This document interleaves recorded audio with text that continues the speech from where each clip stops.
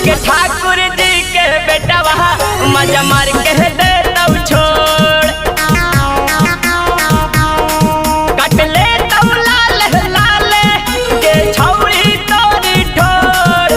आगे ठाकुर जी के बेटा वहा मजा मार के दे तब छोड़।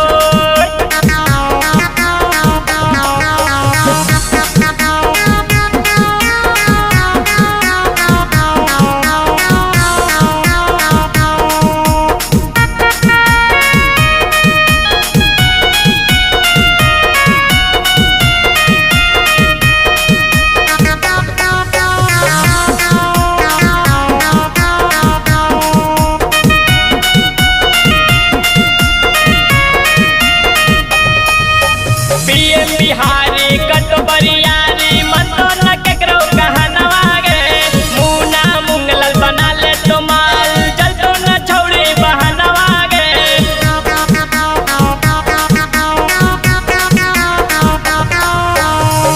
बिहारी कटोबरियारी मन तो न केकरो कहनवा गे मुना मुंगलल बना ले तो माल चल तो न छौड़ी बहनवा गे।